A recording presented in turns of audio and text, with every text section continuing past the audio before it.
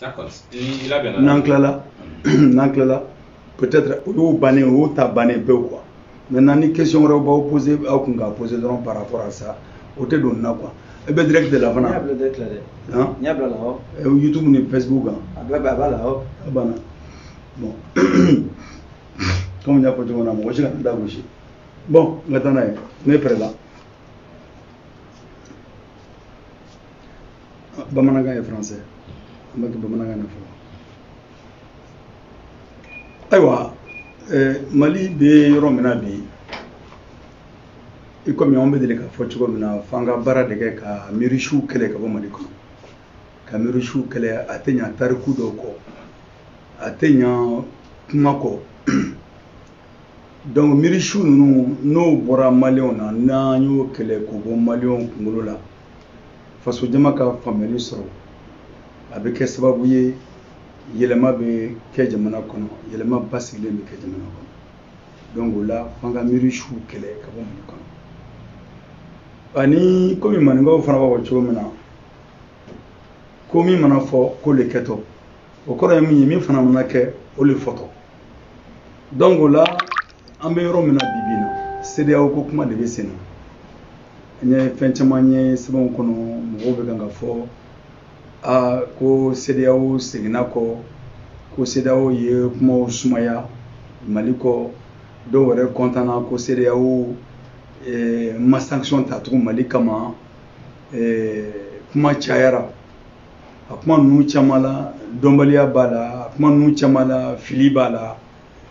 an bɛna an da don o fili n'o dɔnbaliya ninnu la k'olu de fɛsɛfɛsɛ ka bɔ ko kɔnɔ CEDEAO ye kuma min décision min ta Mali kama bi n'o ye k'a fɔ ko ka Mali sen bɔ CEDEAO baara bɛɛ la ko ni Mali sen bɔra CEDEAO baara bɛɛ la k'o t'u bali u ka Mali dɛmɛ ka tila k'a ɲini diɲɛ mɔgɔ bɛɛ fɛ bɛɛ ka Mali dɛmɛ Mali ka don démocratie lakika kɔnɔna na ko CEDEAO kɔni maliyɛn minnu bɛ baara la CEDEAO kɔnɔna na olu bɛ kan ka walan sɛbɛn olu bɛ walan sɛbɛn ayiwa ni kuma in fɔra min kɛ a diyara dɔw ye minnu bɛ a kodɔn min b'a dɔn min bɛ sen na dɔw y'a jateminɛ k'a fɔ CEDEAO seginna kɔ ka d'a kan CEDEAO ma embargo kuma fɔ ka d'a kan CEDEAO ma sanction fɔ Mali contre la o dɔw ko o diyara mɔgɔ caman ye mais min fana kinikini kɛra dɔw la ko munna ko CEDEAO ye Mali suspendi a ka baaraw suspendi Mali kɔnɔ donc an bɛna o kuma de fɔ k'a yira dɔrɔn dakuruɲa kelen ko CEDEAO ye décision min ta nin ye Mali kama nin de tun ye CEDEAO ka décision tali ye ni o bɛnnen don CEDEAO ka sɛbɛnw fɛ CEDEAO ka sɛbɛn ye min fɔ dɛ nin sen an bɛ se k'a fɔ farafinna ɲɛmɔgɔw u ye hakili sɔrɔ an bɛ se k'a fɔ u ye hakili min sɔrɔ ka segin min sɛbɛnnen bɛ u ka sariya sɛbɛnw kɔnɔ k'o bato o batoli de ye nin ye o batoli de ye nin ye o de kama an bɛ ɲininkali kɛ mun y'a to u ye hakili sɔrɔ bi mun y'a to u ye hakili sɔrɔ bi mun y'a to CEDEAO mɔgɔw seginna kɔ ka na u ka sɛbɛn fura u ye min dilan ka to o kɔfɛ mun y'a kɛ min y'o kɛ an bɛn'o de fɔ mɔgɔw k'a mɛn ka d'a kan min y'o kɛ a kuma ka jan nka wulikajɔ ni cɛsiri ani kɛlɛ de kɛra sababu ye CEDEAO seginna kɔ bi mais a ma daminɛ bi dɛ a daminɛna min yɛrɛ kɛra sababu ye CEDEAO ka segin a kɔ o tuma an bɛna an da walawala dɔɔnin fɔ a la bɛɛ b'a kalama k'a fɔ san 2012 la 2012 san Mali sɔrɔdasiw nana ka na dimi u ka ɲɛmɔgɔyaso kɔrɔ u bɛ taa kɛlɛ la u tɛ kɛlɛ yɛrɛ si dɔn u bɛ faga u bɛ dumuniw bɛ tigɛ u la maramafɛnw b'u jɛ ɲɛmɔgɔbabaw n'o ye colonels ni généraux ye minnu ni cakɛda b'u bolo u ka se ka kɛlɛ in lasago ka ɲa ka sɛnɛkɛlaw ka sɔrɔdasiw k'u lamunafan u muritira olu kama fo kana se jamana ɲɛmɔgɔ yɛrɛ ma ka to o kɛ coup d'état ye 2012 coup d'état kɛra a daminɛna le 21 mars a kuncɛra le 22 mars 2012 donc coup d'état min kɛra le 21 mars k'a kuncɛ le 22 mars 2012 o coup d'état in o de kɛra sɔrɔdasiw fɛ sous-officiers ou hommes de rang ala jalatigiba tun ye capitaine n'o tun ye capitaine Amadou Aya Sanogo donc olu la o sɔrɔdasi ninnu kulu ninnu olu de ye coup d'état kɛ 2012 o coup d'état kɛla 2012 politique tɔn dɔw wulila ka coup d'état kɔkɔrɔma don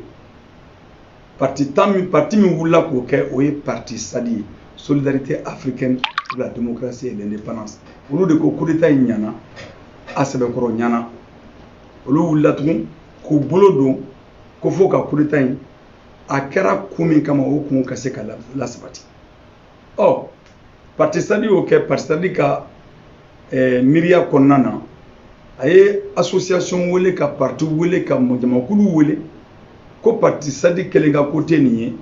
fɛn fɛn ko coup d'état in ɲana an bɛɛ ka jɛ ka ɲɔgɔn sɔrɔ tɔnba dɔ kɔnɔ n'o tɔgɔ mouvement populaire du 22 mars o mouvement populaire du 22 mars o sigira parti SADI ka lahɔrɔma kɔnɔna na parti SADI ka kɛyɔrɔ la kalo tile 23 2012 mars kalo o kɛra yɔrɔ min na parti SADI wulila n'o ye yɔrɔ min na o y'a sɔrɔ tɔn wɛrɛw bɛ yen 2012 kɔnɔna na o tɔn minnu bɛ yen 2012 kɔnɔna na o ye COPAM ni parti mouvement caman ye ani syndicat olu tun wulila fana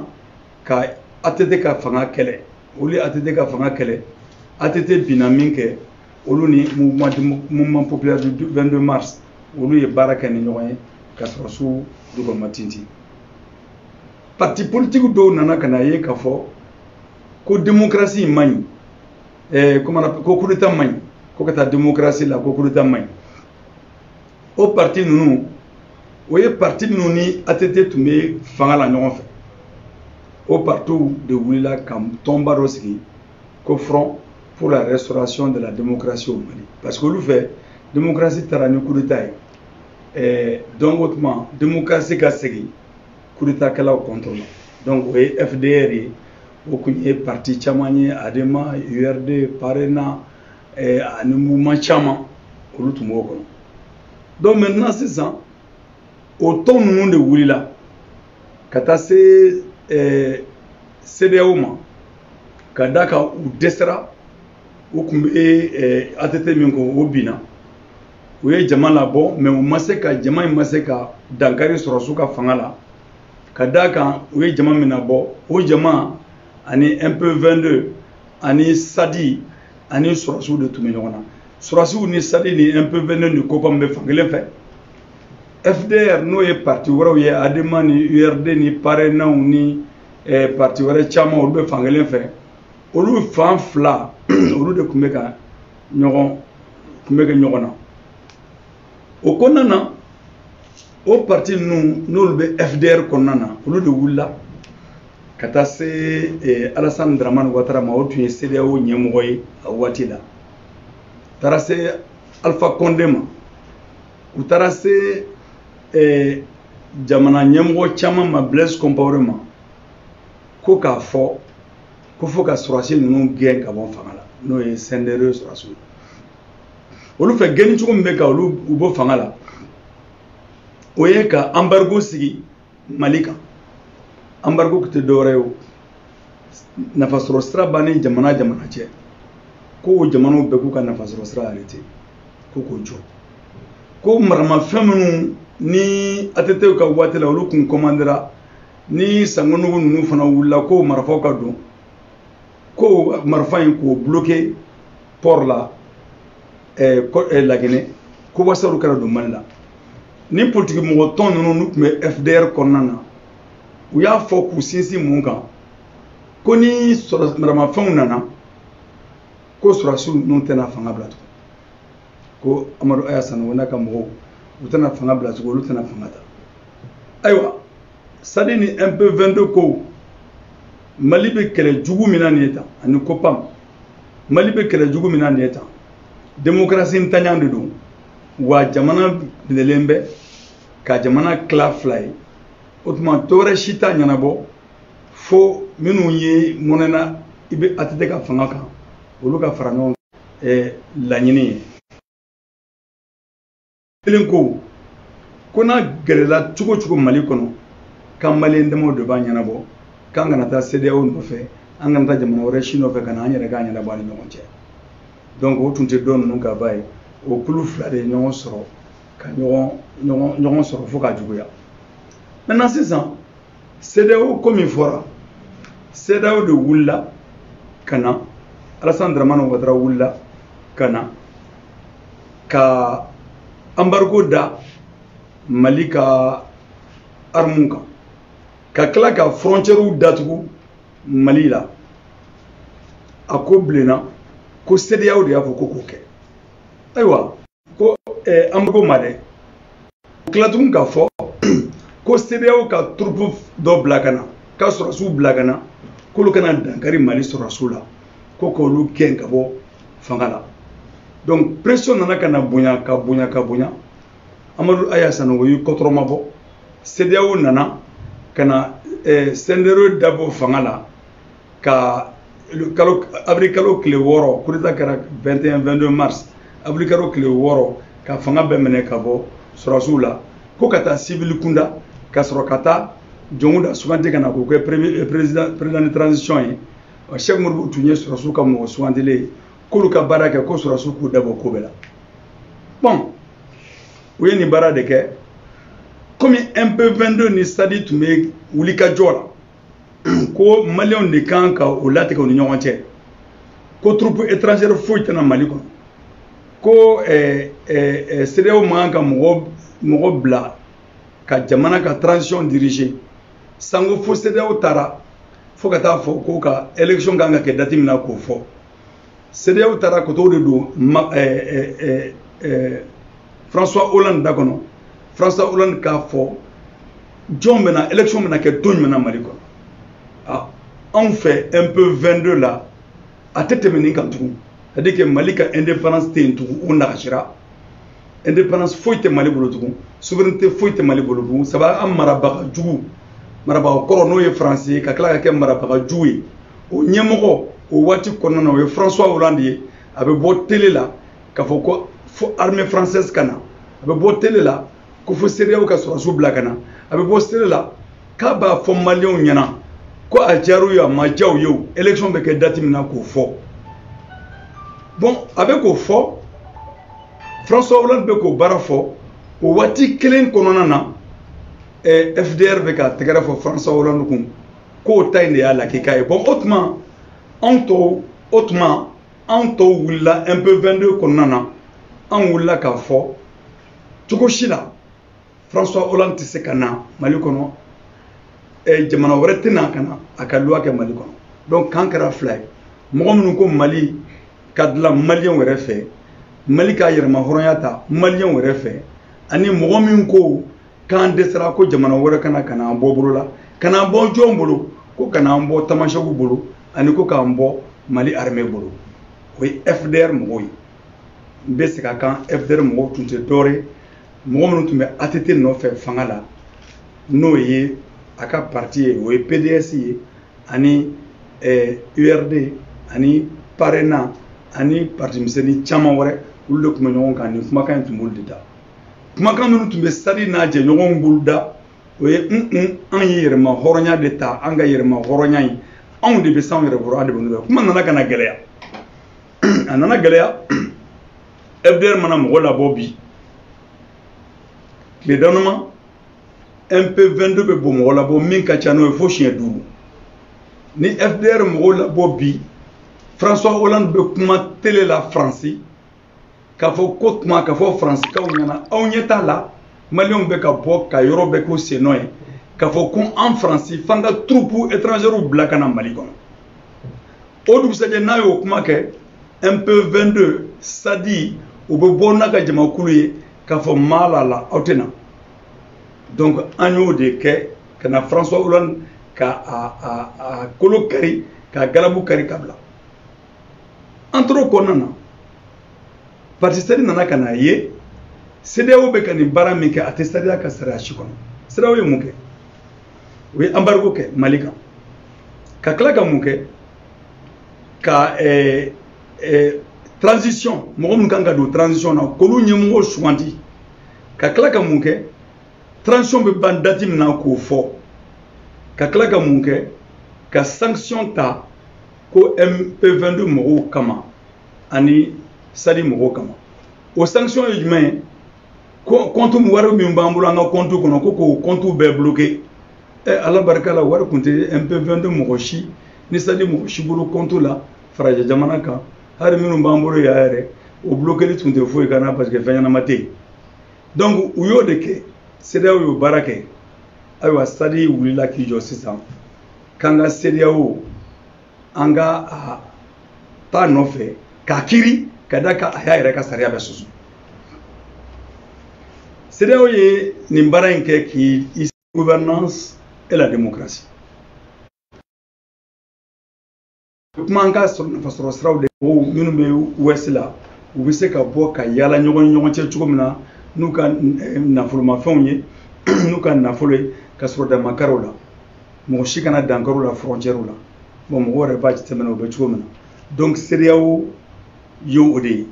nka sisan komi CEDEAO nana ka nin nunjuru di farajɛw ma k'u nunjuru di faransi ma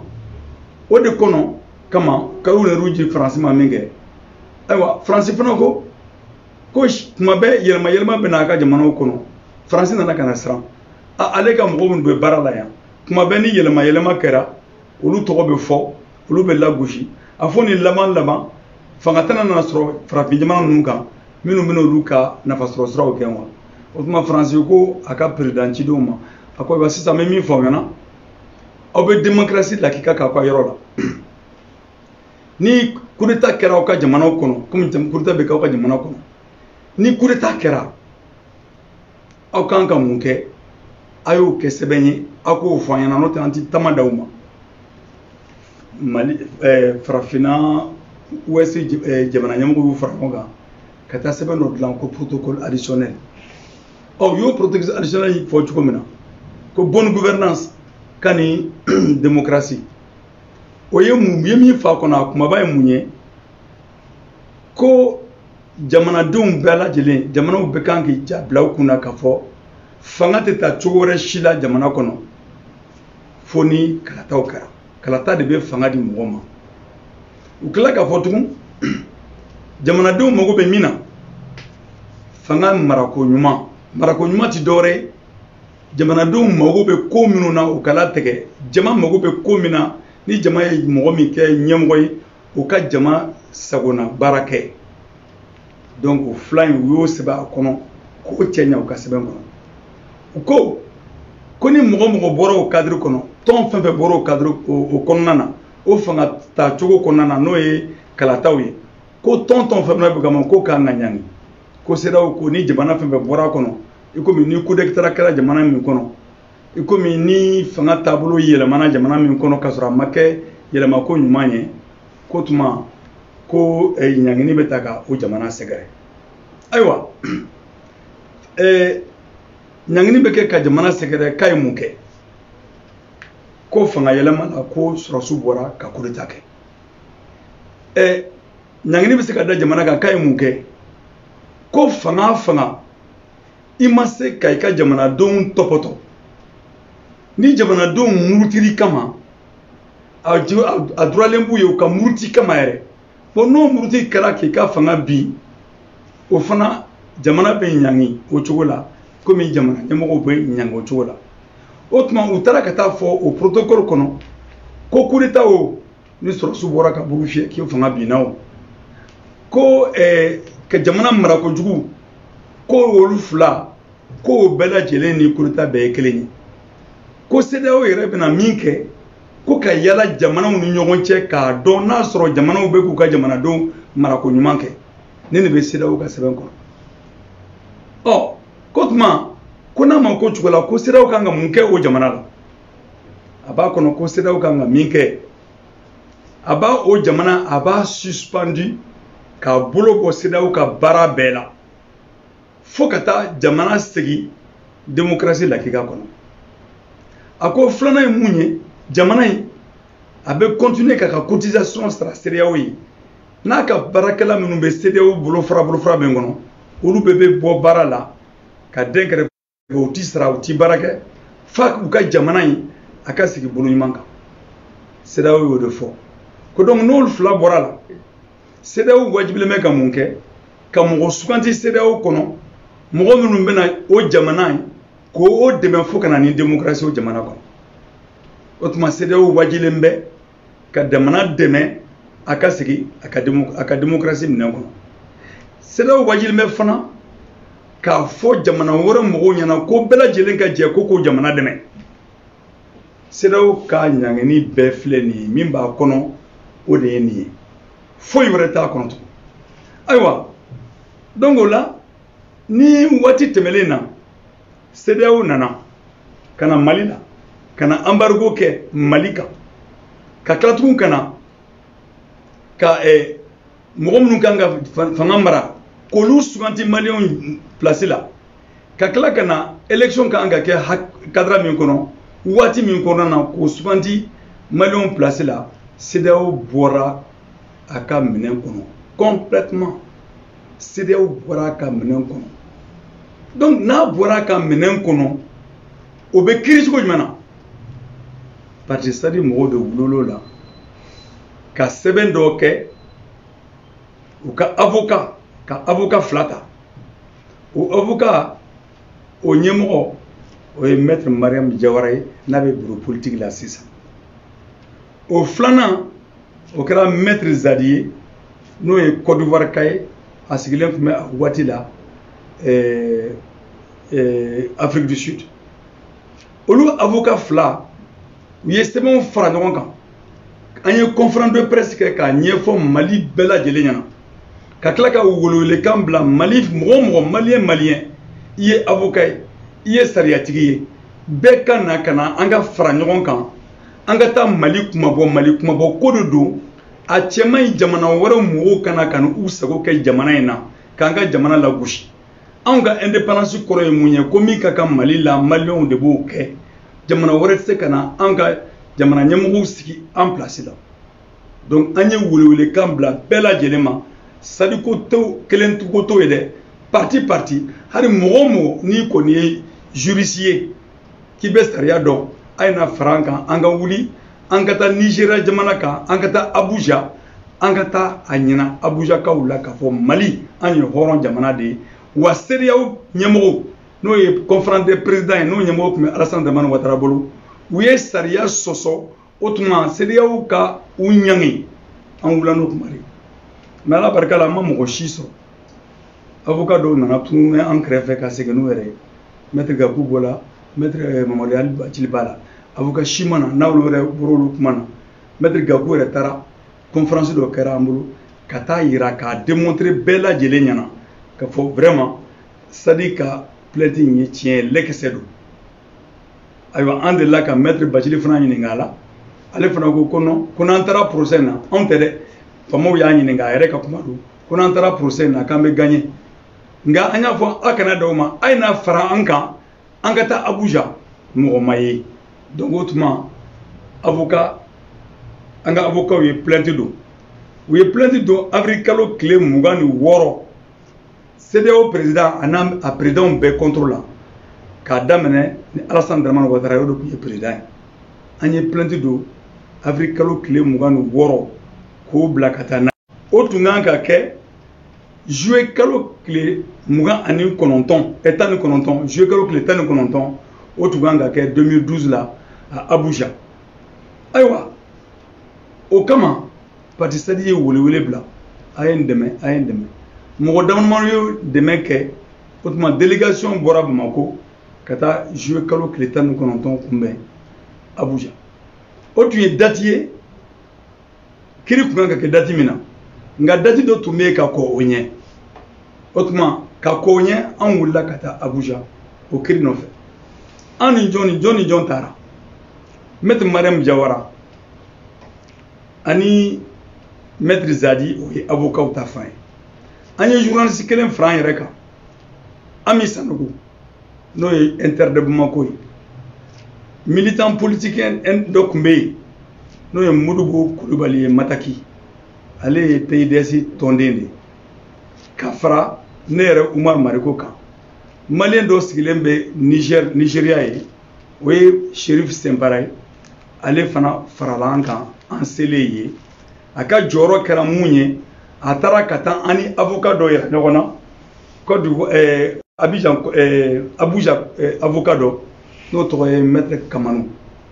o yɛrɛ de ye sisan o bɛ baara kɛ ni Buhari ye sisan donc o de y'a ka cabinet d'an ma ka an dɛmɛ an ka plainte in don ayiwa an kɔni taara an sera Abuja an donna Abuja don min na an wulila an taara CEDEAO ka kirikɛyɔrɔ la an donna ni CEDEAO mɔgɔw bɛ k'an lajɛ b'a fɔ k'an bɔra kabakolo sanfɛ de ka tun bɛɛ bɛ k'an lajɛ an yɛrɛ ka malien dɔ tun bɛ yen o y'i dogo an na o ma sɔn an k'a dɔn ka fɔ ale yɛrɛ ye malien ye donc an donna an taara an ka plainte labɛn ka formalité remplir o kama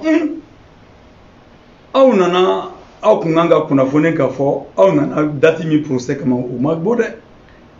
a ye ta kana tugun sabu procès